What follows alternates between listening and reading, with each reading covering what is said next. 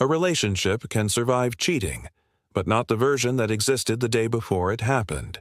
It either ends, or both of you build a new relationship with the same two people on different rules. The uncomfortable truth is most couples don't fail from the event. They fail from the denial, minimization, and trickle truth that follows. If you want a realistic answer, it's this. Survival is possible, but only when the old system dies fast and honesty takes the wheel. Beat. We're discussing behaviors in unhealthy dynamics, not generalizing to everyone.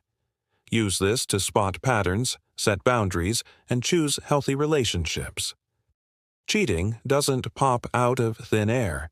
The mechanism is drift, secrecy, and justifications that make the forbidden feel noble. We're just helping each other. We weren't intimate, so it doesn't count. It meant nothing. Once secrecy turns into a story, the betrayal has momentum. Repair requires the opposite mechanism. Full truth, no contact, and a consistent pattern of care that outlasts the panic. Here's where most men get blindsided. You expect a confession to be the finish line. It's the starting whistle. After the reveal, you'll see one of two paths. On the first path, accountability shows up unprompted. No contact is immediate. Details are offered without you dragging them out, and your partner tolerates your questions with patience. On the second path, the story keeps changing. Your controlling becomes the defense, and the phone flips face down again like nothing happened. Picture the living room on a Tuesday night. She says she's exhausted, then lights up when a certain name pops on her screen. You ask who it is. She sighs and calls you paranoid. The next day she's late, blames traffic, and wants to move forward without details. Notice what happens next if you let that slide. Your body will keep the score. You'll obsess at 3 a.m. because you never received a complete story that lets your nervous system rest. Now, flip the scene. Same Tuesday. She says, I crossed a line. Here's the timeline. Here's my phone right now. I've cut contact and I'll send the no contact message while you're here. She offers counseling, expects you to pause intimacy for safety, and doesn't argue about your need to revisit this for months. She hates what she did, not that she got caught. That difference is everything. Why do people risk everything? Novelty dopamine, secrecy, and intermittent reinforcement create a high that stable love can't mimic. Compartmentalization lets someone act like two different people. Work self, home self, and then justify it. Projection shows up when the cheater accuses you of what they're doing. You're lying, you're dramatic, you're over-controlling. Intermittent reinforcement, those surprise texts, the thrill of getting away with it, burns deep grooves that feel like chemistry. That's the gravity you're fighting during repair. Men, here's the part nobody tells you. Forgiveness is not the first step. Safety is. If your body doesn't feel safe, your mind can't forgive and your heart won't reopen. Safety comes from structure, not speeches. It's calendars, no contact, transparency for a season, and the freedom to ask your questions without being punished for it. Let's decode some common lines so you don't get spun around. They say, it didn't mean anything. Could mean, I'm minimizing the impact to avoid consequences. Verify by. Ask for a full timeline, the last message, and whether they're willing to send a clear no-contact note. Respond with, intent aside, the impact is huge. Give me the full story and cut contact now if repair is real.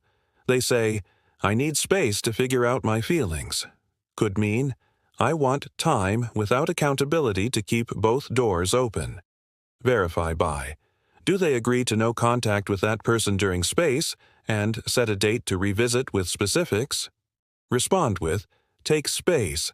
Partner privileges pause until we have no contact and a plan. They say, you're controlling for wanting reassurance. Could mean, I don't want to provide the transparency that rebuilds trust. Verify by, offer time-limited transparency and see if they propose a better plan to meet the same need. Respond with, I'm not policing you, I'm asking for the structure that makes staying possible. Micro Story 1. Ravi, 31, product manager in Bengaluru, got a call at midnight. His girlfriend admitted she'd crossed a line with a teammate at an offsite. He breathed, wrote down his questions, and asked for a timeline, no contact, and stepping off the side project that created proximity. She agreed, sent the message while he watched, and booked therapy. He paused intimacy until health checks and kept one weekly check-in. 6 months later, trust wasn't a speech. It was visible in routines, and they kept the new rules. Micro Story 2. Marcus, 37, firefighter in Chicago, found months of chats with an old flame. His partner confessed, then started minimizing, kept accidentally texting the person, and called him controlling when he asked for boundaries. He stayed calm, repeated his standard once, and ended the relationship when the story kept changing. 2 months later, he said the grief was real, but the peace was louder, because his actions matched his standards. Lower. Which brings us to the part nobody tells you. You can't rebuild with a moving target. Trickle truth kills relationships because your nervous system gets re-traumatized with every new detail. Rushing to forgive and forget backfires too, because you never get the full map. The couples who make it don't move fast, they move clear. No secrets, no triangles, no half steps. Let's make this practical. You don't need perfect words. You need a repeatable frame. Ask clean questions once. Watch for consistent answers over time. Protect your health and dignity while the data comes in. Here's a tight checklist to run. Get the timeline. When it started, when it ended, what contact remains. Write it down. Require no contact with the person and proof of closure. Agree on time-limited transparency. Pause intimacy until health and honesty checks are done. Stabilize sleep, food, and routine. Set weekly check-ins and a 30 to 60-day review. Measure actions, not apologies. If the story shifts, slow the relationship. Less access, fewer logistics, more distance until clarity returns. Use scripts that do the heavy lifting for you. I don't chase or police. I ask direct questions once, then align my actions with the clarity I get. If the story keeps changing, I'll pause intimacy and logistics until we're honest again. I prefer clarity over confusion. My partner is free to have friends. My standard is transparency and proactive boundaries. No secrecy, no triangles. If repair is real, it looks like no contact, honesty on the first ask, and consistent follow-through.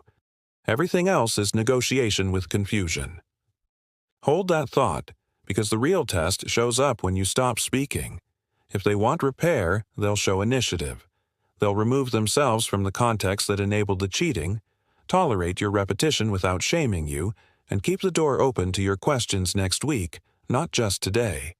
If they want the thrill more than the relationship, they'll stall, reframe your needs as control, and ask you to trust without providing anything to trust. Notice what happens next when you insist on structure.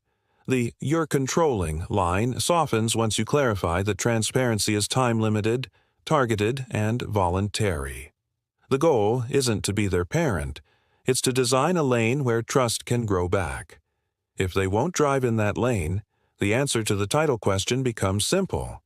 The relationship doesn't survive, not because you were harsh, but because survival has requirements. And to you, the betrayed partner, don't forget your own repair. Your nervous system took a hit. You'll get intrusive images, waves of anger, numb stretches, then bursts of sadness. That's not weakness. It's biology. Get sunlight. Lift something heavy. Talk to 2 friends who won't pour gasoline on the fire, and consider a therapist who understands betrayal trauma. Recovery isn't linear. You're allowed to step back from couple problems until your individual footing returns. Here's the nuanced verdict. Can a relationship survive cheating?